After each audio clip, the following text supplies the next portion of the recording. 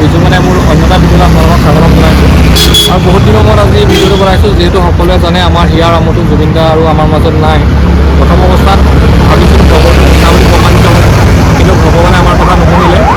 যিহেতু আমাৰ মাজত নাই, এতিয়া যিহেতু আমি গুৱাহাটীতে আছোঁ, এতিয়া আমি ভাবিলোঁ তেওঁ বাসগৃহৰ পৰা আমি আহোঁগৈ, যিহেতু শেষবাৰৰ বাবে তেওঁক আমাৰ যদি সৌভাগ্য হয় আমি দেখা পাওঁ, ভাবিলোঁ আমি চাওঁ বুলি আহিলোঁ। এতিয়া আমি তেওঁ বাসগৃহলৈ এতিয়া খোজকাঢ়ি আহি আছোঁ। এতিয়া আপোনালোকক ভাবিলোঁ গোটেই দৃশ্যখিনি দেখাওঁ, সকলোৱে ভগৱানৰ প্ৰাৰ্থনা যাতে তেওঁ বিদেশী আত্মাই সদ্গতি কামনা কৰে। এতিয়া মোৰ লগত লগৰ দুজন আহিছে, বলকচোন আমি ভিডিঅ'টো কণ্টিনিউ কৰোঁ, আপোনালোকে চাই দিয়ে। এইফালে জনশূন্য হৈ আছে, যিহেতু আমাৰ হিয়াৰ আমঠুজন আমাৰ মাজত নাই, সেইবাবে সকলোৱে দুখত ভাগি পৰিছে। আৰু এতিয়া আমি লাচিত নগৰৰ পৰা কাহিলীপাৰালৈ গৈ আছোঁ, যিহেতু এতিয়া আমাৰ জুবিন দাক আনি থকা হৈছে কাহিলীপাৰালৈ। আৰু আমি এতিয়া আহিছোঁ, আমাৰ লগত মোৰ লগৰ এজন আহিছে আৰু দুজন আছে। হাই কৈ দিয়া, হাই। মোৰ লগৰ আমি আহি আছোঁ, গোটেই ৰাজপথ খালী, দোকান পোহাৰ চব বন্ধ। যিহেতু আমি যদি আমাৰ লাক ভাল হয়, আমি শেষবাৰৰ বাবে জুবিন দাক আমি দেখিবলৈ পাম। এতিয়া আমি গৈ আছোঁ। লাচিত দা যে আমাৰ মাজত নাই, আমি এতিয়াও বিশ্বাস কৰিব পৰা নাই।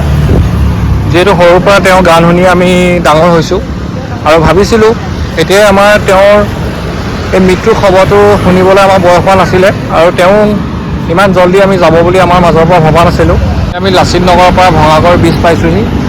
দেখিছে কেওফালে জনশূন্য, হয়তো সকলো চাগে জুবিন দালৈ আশাৰে বাট চাই তেওঁ বাসগৃহতে উপস্থিত হৈ আছেগৈ, আৰু আমিও সেই জেগালৈ গৈ আছোঁ। বস্তিত জুবিনৰ অনুৰাগীয়ে জুবিন দাৰ ফটো অংকন কৰি আছে। তেওঁক ইমানেই ভাল পায়, হয়তো সকলোৱে বুজাব নোৱাৰে। সেইফালে হুলস্থুল, সকলো ভাগি পৰিছে, আৰু এইজন অনুৰাগীয়ে খ্ৰীষ্টান বস্তিত এতিয়া ৰাতি জুবিন দাৰ চিত্ৰ অংকন কৰি আছে।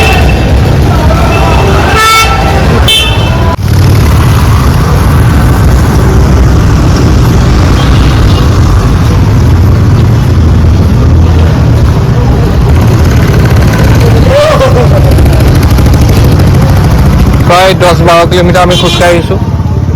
এয়া হয়তো তেওঁৰ কাৰণে মৰম, যিহেতু জীৱিত অৱস্থাত তেওঁক লগ নাপালোঁ, আৰু এতিয়া আমি এই পৃথিৱীত নাই যেতিয়া শেষ মুহূৰ্তৰ বাবে আমি তেওঁক লগ পোৱাৰ আশা আহিছোঁ তেওঁৰ বাসগৃহলৈ। কাহিলীপাৰাত বাসগৃহলৈ যিহেতু তেওঁক আনি থকা হৈছে, আমি এতিয়া আমাৰ বন্ধু দুজন আহিছে, মই আহিছোঁ শেষবাৰৰ বাবে। য'তে আছে তেওঁ শান্তিত থাকক, তাৰে কামনা কৰিছোঁ। 12:14 হৈছে, আমি জুবিন দাৰ বাসগৃহলৈ যাওঁতে জ্যোতি চিত্ৰপট আমি দৰ্শন কৰি গৈছোঁ। প্ৰথমবাৰ দেখিছোঁ, তাকো ৰাতি। আমাৰ জুবিন দাক শ্ৰদ্ধাঞ্জলি জনাই হৈছে।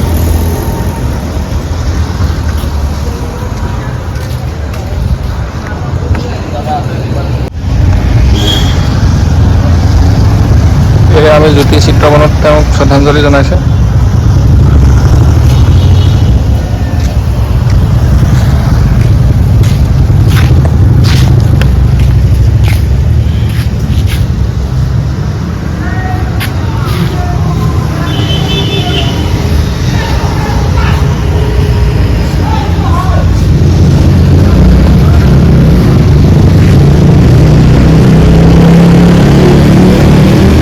টাইম 12:32 হৈছে। এতিয়া আমি কাহিলীপাৰা জুবিন দাৰ ঘৰলৈ আহি আছোঁ। ক'বলৈ ভাষা নাই, বুজাবলৈ শব্দৰ অভাৱ হৈছে।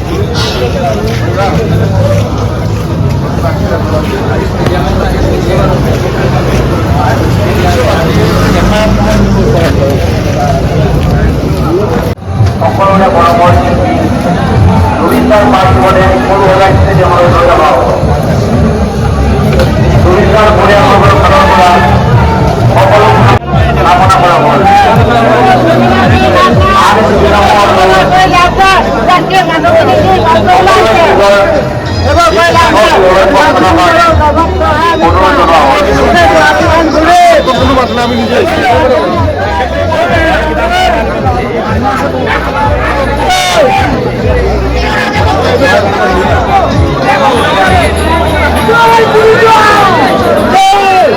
উপস্থিতি কামনা কৰা হ'ল।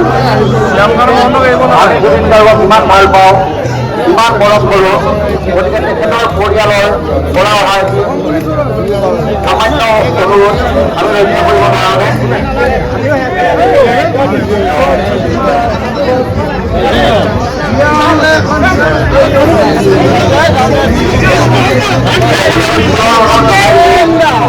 আপোনালোক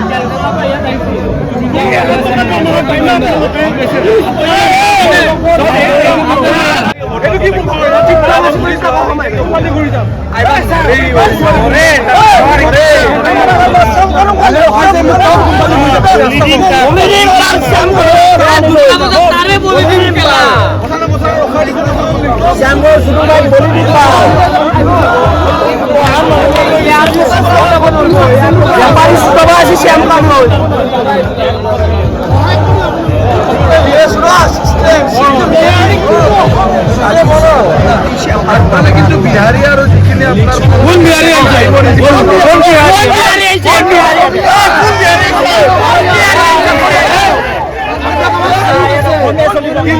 বিহাৰী বা বেংগলী আগত নাহিব। মানে যাব দিম বুলি কৈছে মোক। আহিব আগত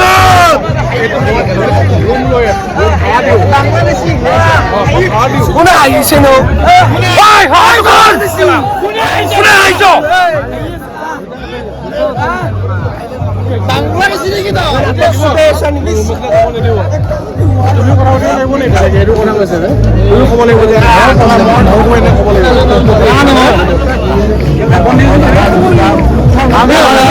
পুলিচকো বেয়া কৰি লাভ নাই, চিধা কথা নাই। মামাৰ কথা শুনি আছে,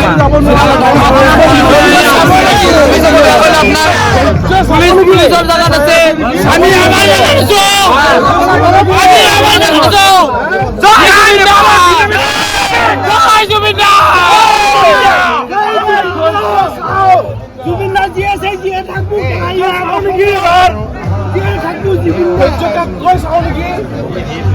খালি স্যাৰ আপনাৰা এটা কথা কৈছো, অনুৰাগে হাত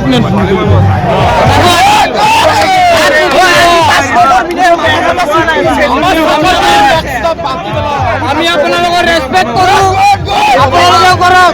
আপোনালোকে যদি নোৱাৰে আমিও নোৱাৰিম।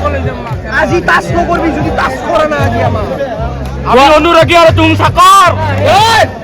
আপোনালোকৰ ৰেসপেক্ট কৰো, আপোনালোকে কৰক। তোমালোকক ৰেসপেক্ট কৰো, তোমালোকেও কৰা, চিধা কথা। জয় জুবিন্দা, ড্ৰেছত আহি যদি নাটক দেখুৱা, আমি কেলা চিভিলিয়ানছৰ নাটক দেখাই দিম। একো ভৰ্তি কৰা নাই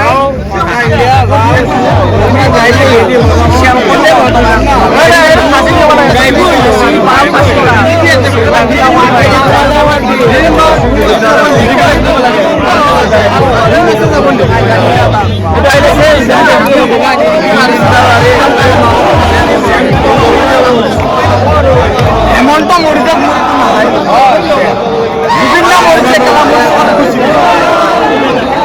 মোৰ গুৰেশ্বৰ এৰিয়াত ইহঁতে নাজানে ইহঁতে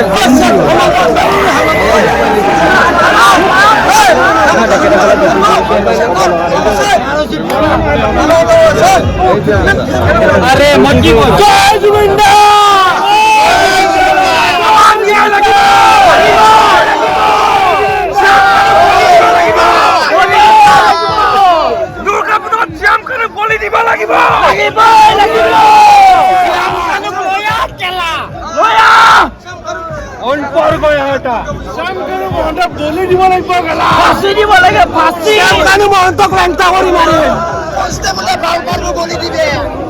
আমি তেওঁলোকক একো কৈ লাভ নাই পুলিচৰ বিষয়ে চৰকাৰে যদি ন্যায় দিব নোৱাৰে ৰাইজে দিব ৰাইজে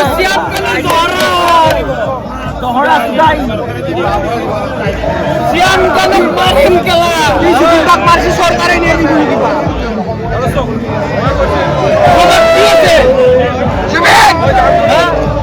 অসমত তোমাৰ বিহু যাব যাব নেকি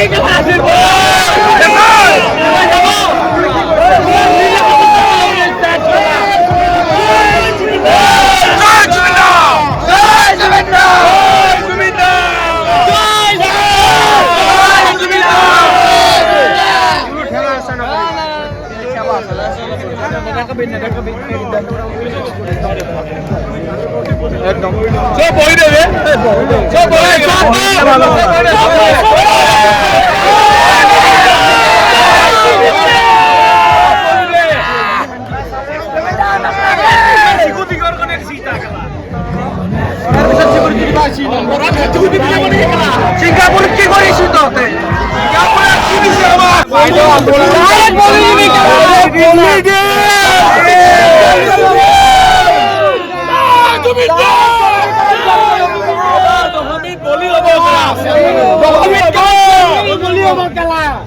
পূজাত অসম পুলিচ মৰিব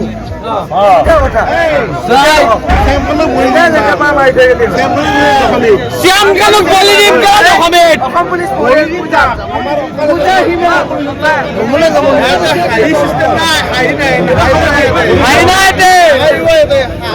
যদি ডিৰেক্টৰ পুলিচৰ হেৰি নাই তদন্ত কৰাৰ হেৰি নাই নাই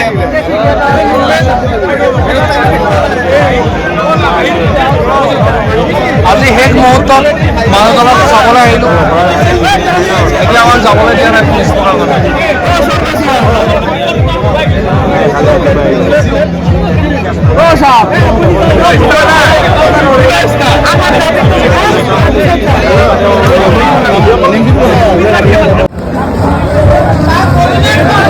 জুবিনৰ